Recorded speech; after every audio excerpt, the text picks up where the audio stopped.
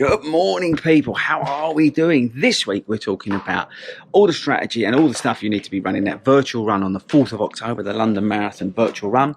We're going to be talking about strategy, routes, and everything else you need to know. The dog's going mad this morning. But before all that, I've got to go out and do a long run. So let's get stuck into that, and I'll catch you guys after.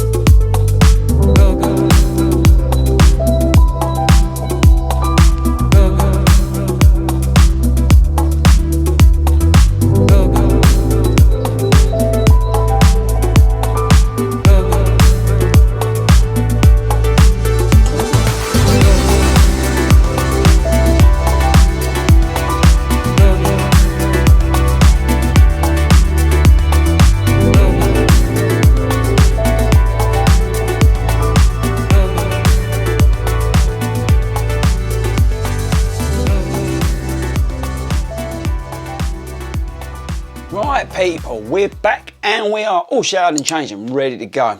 That was hard work, very hard work. It was a bit warm. But anyway, you're here because you want to know about the virtual marathon, how to run the London Marathon virtual 40th race.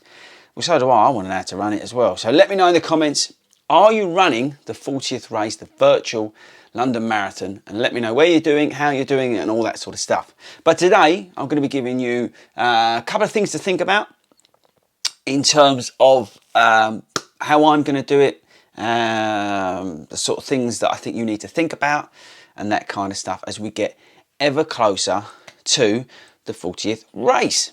Right guys, so the number one thing to think about really is your strategy. Now what do I mean about strategy? Well, what I mean by strategy is, are you going to run the 26.2 in one hit on the 4th of October? Are you going to break it up? Now, me personally, I'm going to go for the 26.2 in one hit. It's just something I want to do. But some of you guys out there who have not done a marathon before but want to do the 40th race on this 4th of October, you may be thinking, how the hell am I going to get 26.2 miles done? I only get 16 miles in my training and all that sort of stuff. Well, don't panic. The awesome thing what London Marathon have done, London Marathon Events, is they've said you've got all day to run it. Now that actually is a really, really good bit of news for anybody who's panicking about the fact that they've not had enough training leading up to this and they're worried about doing the distance. I think there's a couple of ways you can do it.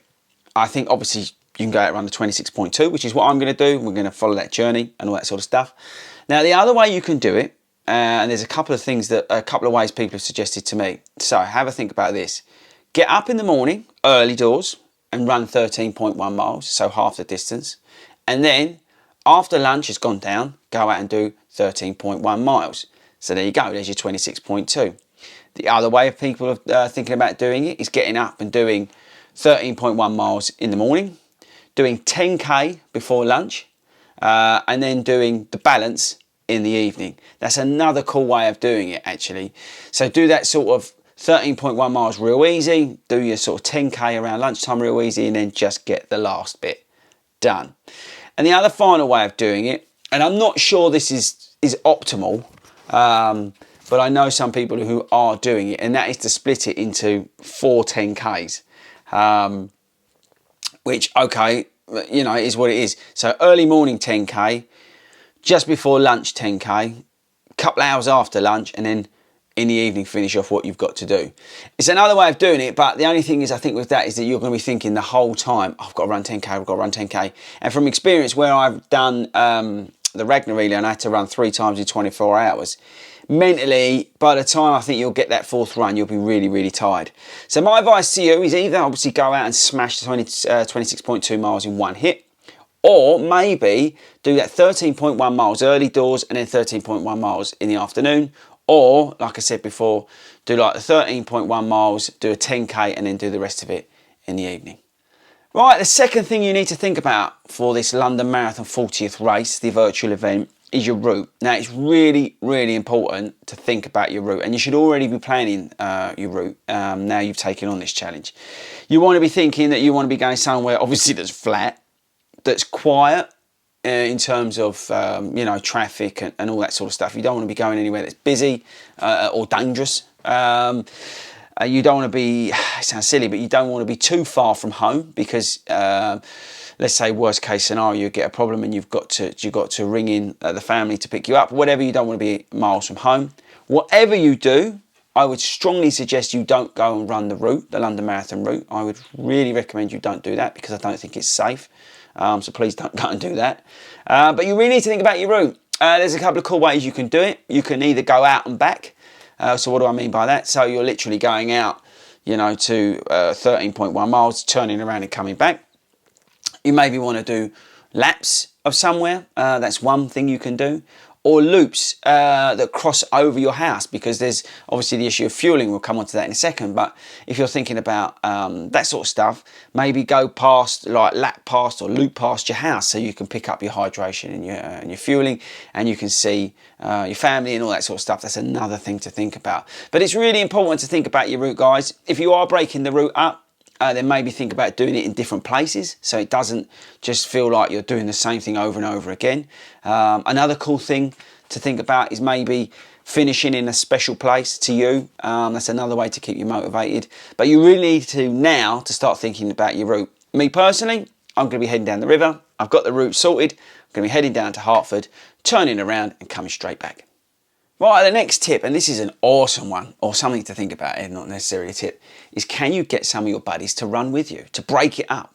They might not be signed up for the 40th race, they might not be signed up to do the marathon, but it is so motivating when you get people join you on your run. So maybe get some of your friends to come and, you know, walk with you for 5k or run with you for 10k, all that sort of stuff. So have a look and have a think about, is there someone I can get to run with? You know, maybe break it up. And like I said, if you're breaking up the runs, maybe do it with different people. So do 13.1 miles with one runner, you know, then you're 13.1 miles in the afternoon with another runner, or, you know, whatever you want to do. But it's something to think about. Maybe try and get your friends involved.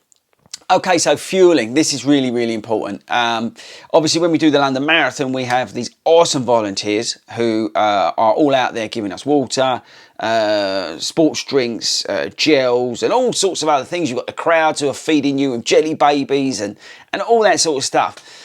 But you're going to be out there and you're not going to be able to have any of that stuff unless, like I said to you, you're going to be going past your house. And it's really, really important that you get your fueling right, because if you're going to go for the whole 26.2 miles virtually, you need to plan your fueling. Whether you get a hydration vest, now we'll come on to this in the next couple of weeks, but I would strongly suggest you get some form of hydration vest if you're not going to be travelling past your house. Make sure you've got enough fluid on board, make sure you've got enough gels on board or whatever fueling you're using, and all those sort of things. Also, it might be worth, and it sounds really funny, but make sure you carry some tissues with you, some Vaseline, so if you start chafing and all that sort of stuff, you can stop and apply that. Those little things. But in terms of fueling, you really need to think about your strategy, you really need to think about your fueling, and make sure you carry it with you on race day.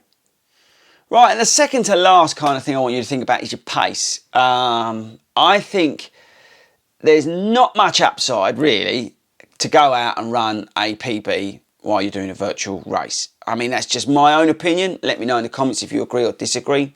I think the thrill and the buzz of running an official event with all the crowd and the finish line and all that sort of stuff, and an official time as well, I think outweighs going out and gunning for a time on a virtual run. There's so many variables involved when you're running, locally and on your own. You've got to cross roads, you've got traffic, you've got dog walkers, cyclists, and all sorts of other stuff, pedestrians. So is it worth going out and chucking everything at it and going for a PB? I personally don't think it is. I won't be running the 4th of October as anything other than a training run. I think that it's a good exercise to try and manage your pace. So think about your pacing now, whatever your goal marathon pace is, or you've been training to, have a think about it. Maybe you want to run it as an easy pace run and all that sort of stuff, because it will make it a lot easier being out there and running easy, because you know that you'll be able to complete the distance and get it done. You don't want to be going off too fast, obviously, and getting excited, because towards the end you're going to get tired. And especially if you are breaking up the race, you don't want to go hard on your first section. Let's say you do 13.1 in the morning. There's no point chasing a time there and then killing yourself for the rest of the day. So just think about your pacing. That's what I want to try and get across to you today, is to try and think about your pacing. I'm going to be running it easy, and maybe you should think about doing the same. Right guys, so the last thing I want you to think about is how you're going to celebrate. Yeah, I know. You're going to be doing something awesome, whether you split it over the whole day, whether you do it in one hit, however you do it, you're going to be achieving something remarkable. And especially if you're running for a charity or in the memory of somebody or something like that, you're still going to be achieving something unbelievable, something that not many people have done, which is completing a marathon distance. So I want you to think about how you're going to celebrate. Let me know in the comments. What are you going to be doing to celebrate? What are you going to be eating? Me personally, I like to go to McDonald's and eat everything. That's just me. But have a think about how you're going to celebrate, especially because if you're going to be local, you may be able to get friends and family to come and watch you. Obviously, social distancing, blah, blah, blah. But you might be able to get friends and family to be there as you cross the line. Maybe get some fake, not fake, but like sort of made up finishing line tape, you know, that you can do so you cross the line and all that sort of stuff. But just think about how you're going to celebrate and make the most of this opportunity, because it really is a unique thing that we're doing. It's a unique, obviously, time. It's very uncertain and it's all weird to everybody. But let's try and make the most of it. Let's try and make it awesome. And just make sure you celebrate whatever you accomplish. Right, guys, so that's it. That's how I think you need to think about the virtual marathon that we're going to be doing and how to run a virtual marathon. It really is important over the next couple of weeks that you build up your miles, that you think about your strategy, your fueling, pace, and all that sort of stuff that we would normally do. And just let me know, say in the comments. I'll be really interested to know out of you guys who watch this channel and who are subscribers, who's going to be taking part in the 40th race. It's exciting. It's something interesting to hopefully finish off the year after all the disappointments of 2020. I think this is going to be an epic challenge for us all. So have a great time over the next week. I will speak to you, probably next week now. I was just thinking because I've got an event coming up, but I'll probably catch up with you guys next week. Don't forget to subscribe. Don't forget to share the channel with all your running friends. Make sure you do that. And I'll catch you guys next week.